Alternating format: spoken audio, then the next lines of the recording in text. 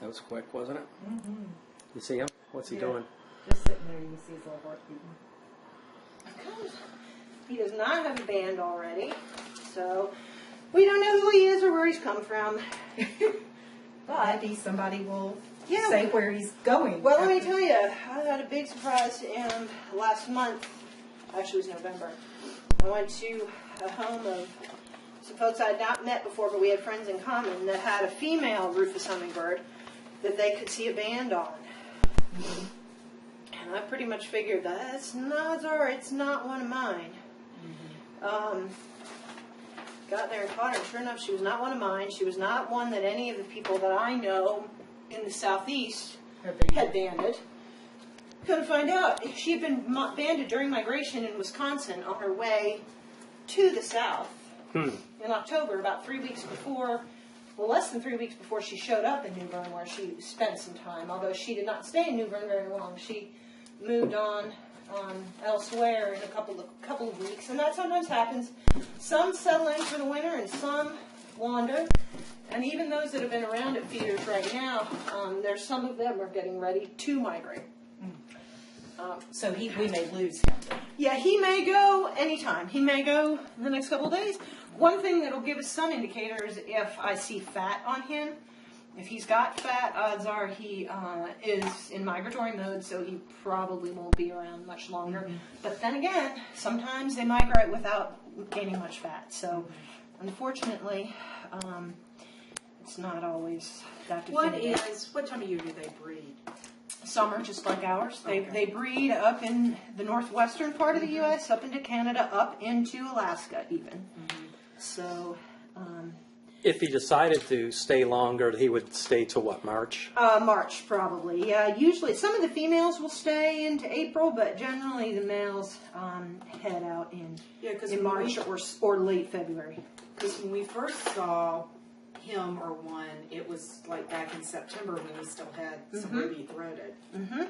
Mm-hmm. And they do show up early. The adult male Rufous finished doing their breeding thing. We've had them seen in western North Carolina as early as the last week of July. So, yeah, they can be around, certainly overlapping.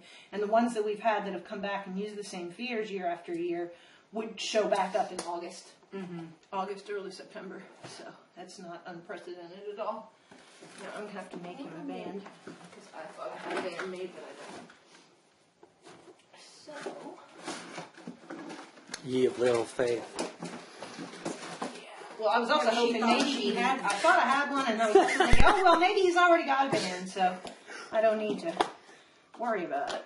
I think you should make a jewelry statement on your neck. Yeah, he is going to have... He's going to have some bling here in just a minute. Doesn't take long.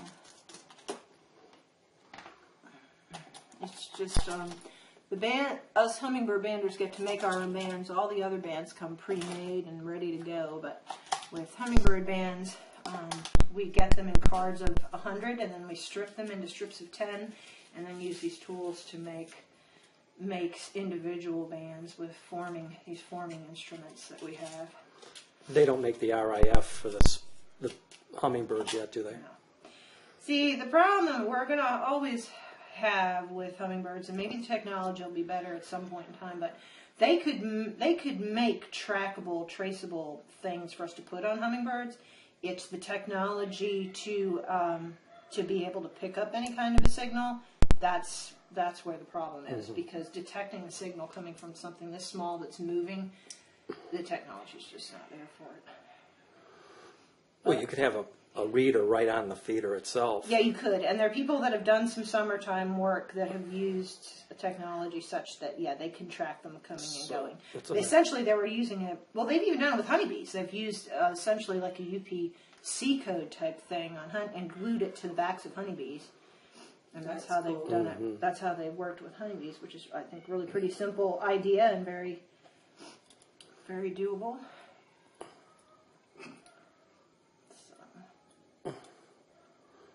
I mean, it just seems like such an advantage to be able to actually monitor them without you physically being there. Exactly, I'd be all for that. It's just like I said, the technology's not there yet, and maybe it will be before too long. But as it stands right now, this is what we have to do.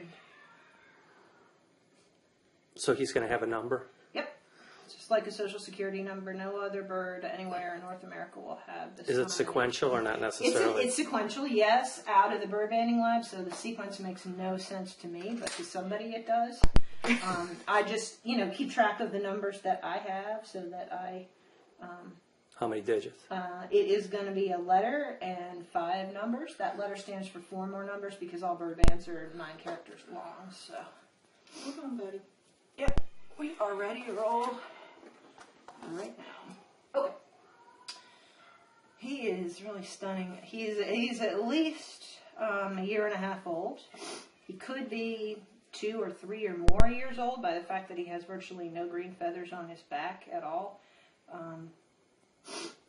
Do you think he's... I can see in your photos. And some of these males get that within their first 2 years, but a lot of them do not. So it's possible this is not his first year here. Oh, it's definitely not his first. It's not his first winter, that's for sure. It's not his first winter. He could have spent last winter somewhere here in North Carolina, in the Triangle, but he could have spent it somewhere else too. We found some of these wandering winter rufous in different states. I've had my birds caught in Louisiana, South Carolina. So they don't always come back. No, they don't. No. So you just never know. But he's here because he wants to be here, and he's perfectly capable of surviving here in the wintertime. And he's still possibly the one from Cameron Village? He could be, yes, because we just didn't get enough info. But from the photos that sent from the hummingbird flies, so he may have just been wandering in the early fall and then decided he liked it here best. Which, why shouldn't he? Yeah. Except he has to put up with orioles and starlings and cardinals. But that's Lots okay. of other things, everything. We get it all. But that's what makes it so fun. Okay, buddy, we're just going to measure you up now. Now, do you know if anybody is keeping up with brown-headed nuthatches? Only in the sense, it's Audubon's big initiative, especially here in North Carolina, of putting up more nest boxes for nuthatches here. But as far as keeping up specifically with data, Cornell. I'll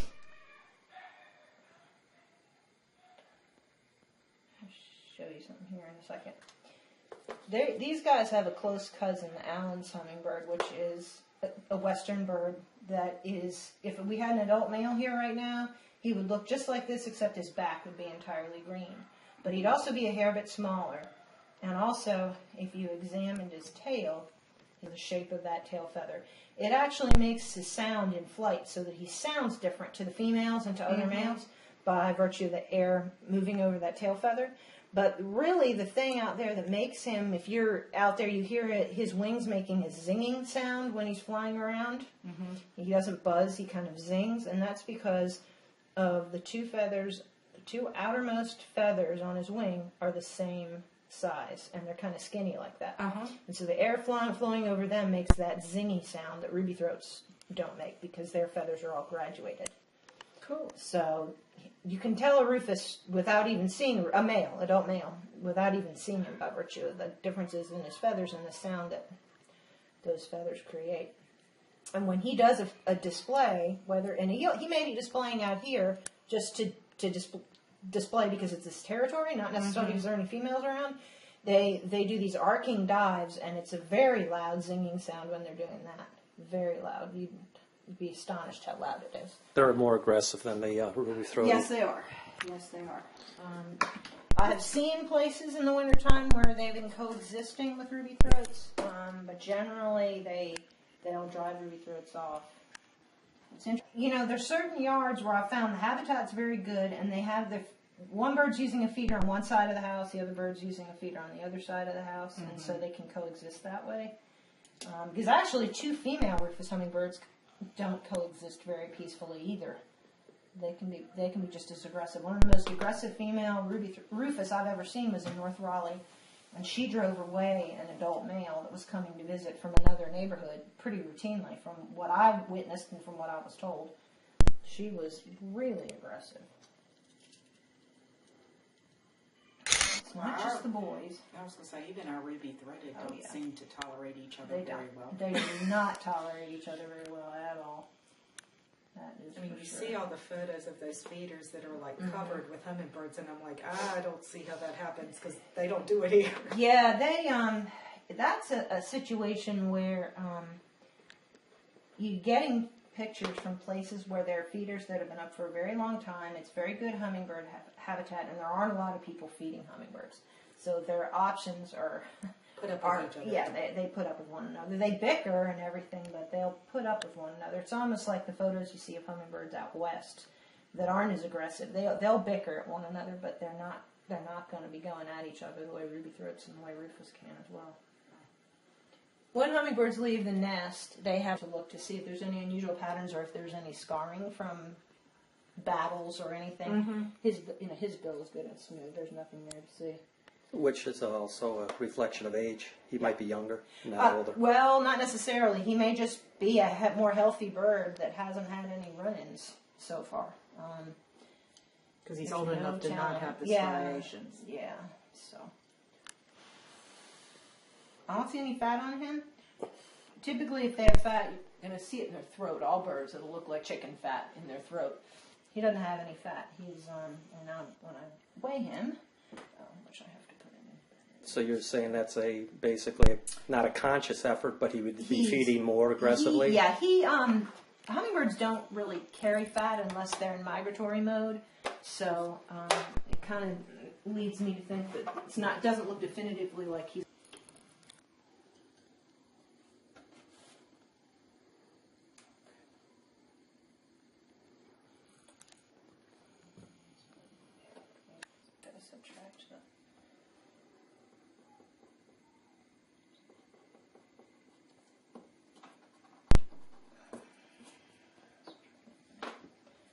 He's pretty much mean, lean, fighting weight, and just checking for molt. The Rufous are they're molting their tail feathers and their wing feathers at this time of year, but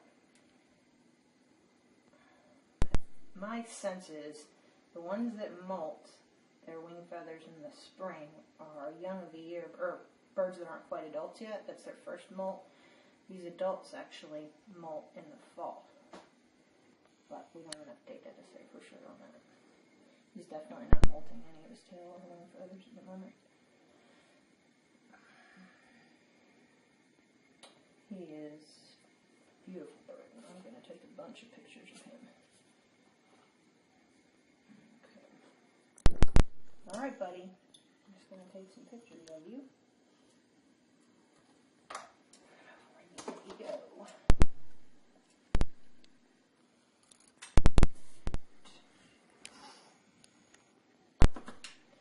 Take some pictures. The last thing I'm going to do, actually I'm not going to do it with them because we're not going to. Normally I will give them a little dot of paint. That is because of the fact that we have a chance for another bird to show up here. But I think he's distinctive enough that we don't need to do that. Because also, as I said, he may start to do some molting here soon, so I put it on. It could be gone in 2 weeks, so it's not really going to be that valuable. He's distinctive enough. If it was a female, I would definitely give her a dot of paint, but given the fact that he's so distinctive looking, I don't think we need to be messing with that.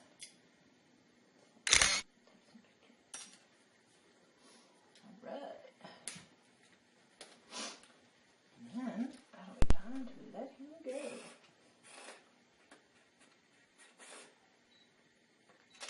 The females, even though they're not as colorful, they're colorful enough that they really are beautiful birds. He's only got just a little bit of green on his crown and the leading edge of his wing. He's got some green. Like outside, when the light hits. Yep.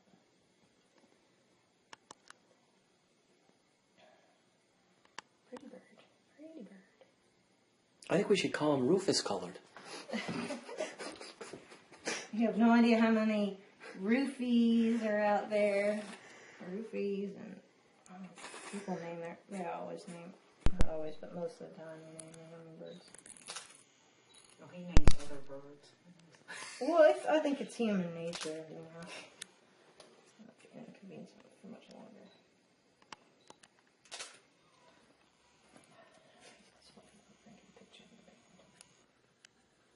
That's right there, holding your legs just perfect. I can actually see it.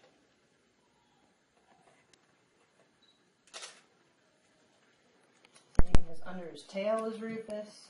His flanks are Rufous. He just has a little bit of white on his chest and around his vent back here, and that's about it. The rest of him is colored. He's gorgeous. He's gorgeous. I wish he could talk. Where did you come from? Where were you last year? Wisconsin, Yeah. Alaska. I was in Tell Nome. you, the He weirdest. followed you from Alaska. Yeah, I was in Prince Edward Island last year.